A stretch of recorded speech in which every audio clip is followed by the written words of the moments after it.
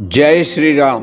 नित्य साधना Hindi YouTube channel पर मैं नरेश खोचे आप सभी का हार्दिक स्वागत करता हूँ। मित्रों, श्री कृष्ण की लीलाओं से शायद ही कोई शख्स अनजान होगा, लेकिन क्या आप जानते हैं कि कृष्ण की मृत्यु कब और कैसी हुई थी? वो कौन था जिसके हाथों श्री कृष्ण की मृत्यु हुई? मानवता और मानव जाति को लगभग नष्ट कर देने वाला कुरुक्षेत्र का युद्ध शांत हो चुका था। अपनी जीत पर पांडव खुश नहीं थे, बल्कि युद्ध से हुई तबाही को देखकर उनका मन बहुत विचलित हुआ था। मित्रों, युद्ध के बाद श्री कृष्ण पांडवों के साथ गांधारी और धृतराष्ट्र के पास बेटे दुर्योधन की मौत पर शोक जाहिर करने और क्षमा मांगने पहुंचे। दुर्योधन का खून में लथपथ शरीर और अंधे माँ बाप की आंखों से आंसू के बाढ़ से पांडवों का भी दिल भर आया। गांधारी पांडवों को छोड़ श्री कृष्ण को दुर्योधन की मौत का असली जिम्मेदार मानने लगी। मित्रों, गांधारी ने श्री कृष्ण पर चीखते हुए कहा, आप द्वारकाधीश है जिनकी पूजा मैंने खुद विष्णु अवतार मानकर की। क्या आप अपने किए पर जरा भी शर्मिंदा है?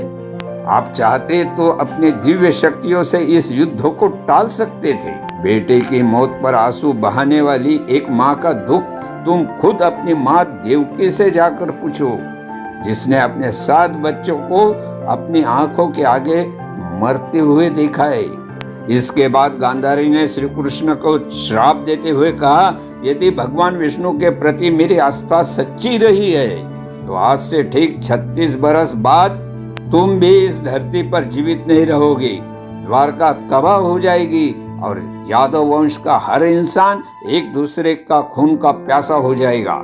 मित्रों, ये कहकर गांधारी श्री कृष्ण के चरणों में गिर गई और रोने लगी। कृष्ण ने चेहरे पर हल्की सी मुस्कान लिए गांधारी को उठाया और कहा, माते, आपके श्राप का असर एक दिन अवश्य होगा, लेकिन ये सिर्फ मेरे प्रति आपकी सच्ची श्रद्धा की वजह से नहीं, बल्कि बदलते समय की वजह से भी होगा।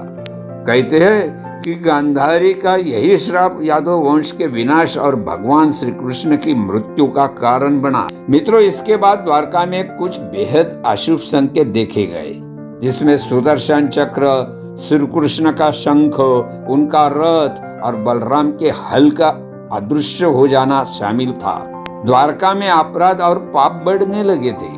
ये देखकर श्री कृष्ण परेशान हुए और उन्होंने अपनी प्रजा से प्रभास नदी के तट पर जाकर पापों को प्रायश्चित करने का आग्रह किया। द्वारकावासी वहां जाकर मदिरा के नशे में चूर एक दूसरे से लड़ने लगे। गांधारी के श्राप के अनुसार यादव वंश के सभी लोग आपस में लड़कर मर गए। मित्रों, इस घटना के कुछ समय बाद श्री कृष्ण एक पेड़ के नीचे योग समाधि ले रहे थे। इसी दौरान जरा नाम का एक शिकारी वहां हिरण की तलाश में आ गया। जरा ने कृष्ण के हिलते हुए पैरों को हिरण समझा और अपना तीर चला दिया। इसके बाद शिकारी श्री कृष्ण के पास पहुंचा और अपनी गलती के लिए उनसे क्षमा मांगने लगा। तब श्री कृष्ण ने उसे सांत्वना दी और बताया कि कैसी उनकी मृत्यु निश्चित थी। मित्रों, श्री कृष्ण ने उस वक्त कहा, त्रेता युग में लोग मुझे राम के नाम से जानते थे। राम ने सुग्रीव के बड़े भाई बाली का छिपकर वध किया था। अपने पिछले जन्म की सजा उन्हें इस जन्म में मिली है। दरअसल जरा ही पिछले जन्म में बाली था। ये कहकर श्री कृष्ण ने अपने शरीर को त्याग दिया।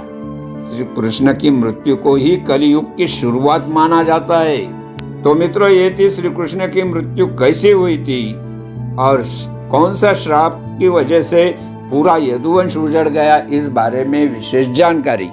ऐसी ज्ञानवर्धक, उद्बोधक तथा आध्यात्मिक जानकारी के लिए आज ही हमारे नित्य साधना हिंदी यूट्यूब चैनल को सब्सक्राइब करें। आज के वीडियो की जानकारी अच्छी लगी तो इसे लाइक और शेयर भी करें। इस वीडियो में इतना ही। मिलते हैं अगली बार एक और नई जानकारी के साथ। तब तक के लिए जय श्री राम।